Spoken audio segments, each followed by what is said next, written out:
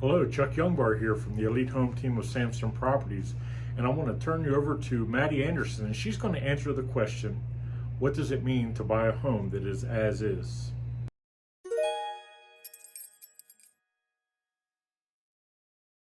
Hi, I'm Maddie Anderson with Elite Home Team of Samson Properties. Welcome to 28 Questions. Today's question is, what does it mean to buy a home as is? So to explain this, let's start at the beginning. You found a house that you love and it's on the market and the MLS description says, as is, seller will make no repairs. So when your agent writes up your contract and you submit your offer, they include an as-is addenda as opposed to a regular inspections addenda.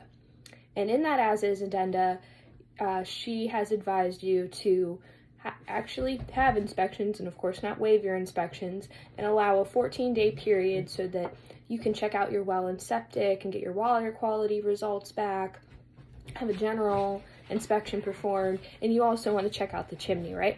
So there's 14 days and you're gonna have everything looked at, and maybe you might order a couple other inspections in the meantime to take place during that period to help guide your decision. So as you're getting your inspection results back, you see some repairs that are necessary for you to move into the home and enjoy your quality of life, right? And those repairs are really starting to add up. And you're thinking, oh geez, I don't know if I want to go through with this purchase. Well, your as-is addenda allows you to inspect and decide to terminate if you're overwhelmed by those amount of repairs that are coming back. Now, despite the fact that the MLS listing said as is for this home that you've put an offer in on, and despite the fact that you have your as is addenda included, the seller might not want to lose this deal.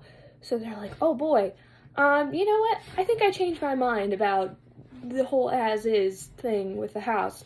And they may offer to have a licensed contractor complete some of the repairs that are coming up in the inspections, or contribute seller help at settlement.